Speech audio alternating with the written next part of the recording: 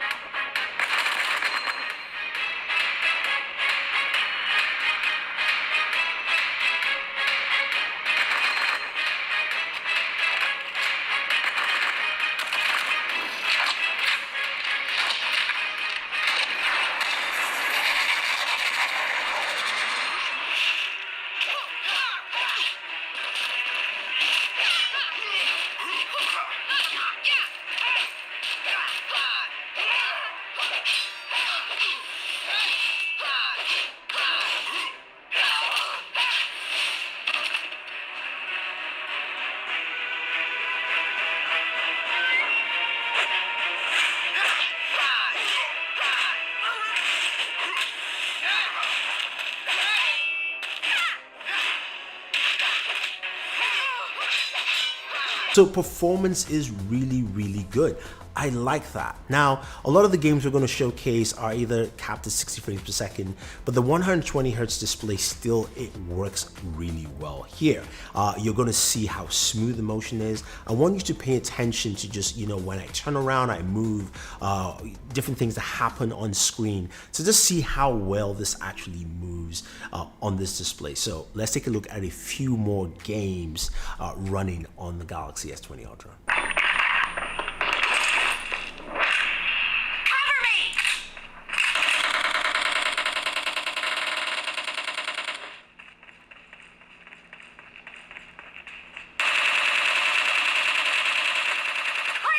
Reloading!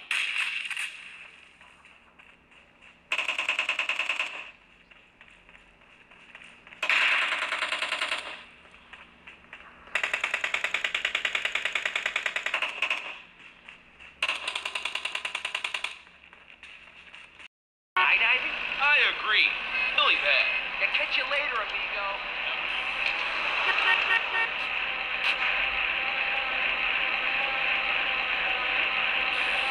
You're just a liability, CJ. You messed up.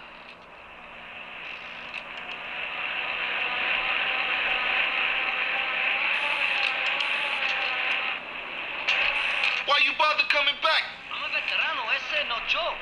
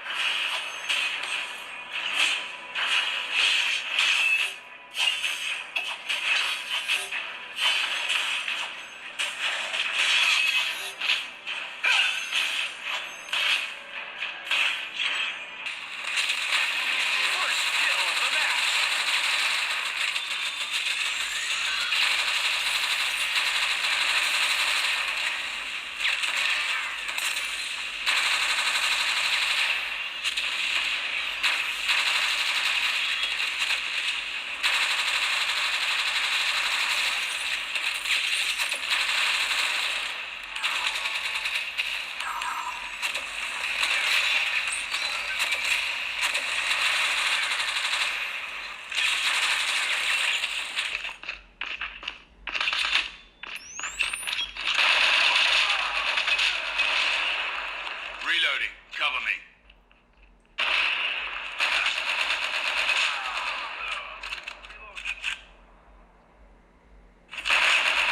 UAV recon standing by. Repeat, UAV recon standing by.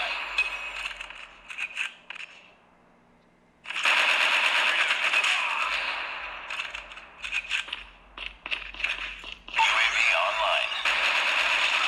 Missile awaiting orders. So the next thing you're going to ask is, what about heat while gaming? Well, Samsung has, of course, its special liquid cooling chamber, and temperatures are really solid on this. 94 degrees was the highest I ever got, and that was with PUBG.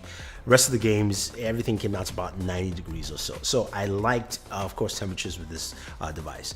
Now, something cool I found out is that streaming services like Stadia and Project X Cloud also run at 120 frames per second. Not the games, the apps do, just to clarify things. It's just, remember, the games are being streamed onto your phone, whether it's being X Cloud or Stadia. So the apps do support 120 frames per second, but again, it's not the game. Just something I wanted to show you guys because it was quite interesting to see that here. Now, a few of you asked about controllers. Now, a lot of controllers actually work well with the S20 Ultra. Your Xbox controller works pretty easily, straightforward Bluetooth. You also have the Jungle Cat controller, which I like, although there is no case for it, but that works, and that worked when I was using it for xCloud. Then you have, of course, the Stadia controller, and that works via USB USB connectivity, and finally the GLAP or the G-Play controller, which was for the S10. That works well. That actually fits, even though it's a 6.9-inch device, and the camera hump also still rests in there, so that will work. All the buttons and controls work well. So if you're looking for a controller, those are some of the options I think work well with this device. You know, with the Galaxy S20 Ultra, there's a lot you will get from this as a gamer. You've got really fast charging, which you can check out our charging test on there. You've also got some really nice speakers, and you can enhance those speakers with Sound Assistant, which is what I like, because you can set the different volume levels for your games in there. So I like that that is available, and something from the Good Luck app. Thank you guys for recommending that. That's something that I like to use and also balance out my EQs. There's a lot I like in this device. There's some things I don't like as well, gaming wise. I want them to fix the game center, give me more functionality in there. I also want them to make the display settings easier, so you don't have to go to 2 locations to change from 1080p to 2K, and also go out and go to different sections to change from 60 Hz to 120. Make it seamless, and also give me the option to just stay at 120 2K resolution. Now, some of you ask, what about battery life with this? Well, I would say it was good. I got a good battery life gaming and having 120 Hz. I would say you will have no problem at least running your device. If you game medium amount of gaming, you probably get about 12 hours of battery life. Again, it's 120 Hz, so that's just putting it out there. I like what the Galaxy S20 Ultra brings for gaming. I like the performance. I like the things I'm seeing. Audio, sound, you name it. The display, butter. Let me know what you think, guys. If you like this kind of video format for a full gaming review, I will do more reviews like this. Otherwise, don't forget to like, share, subscribe, hit that like button, and always enjoy your entertainment.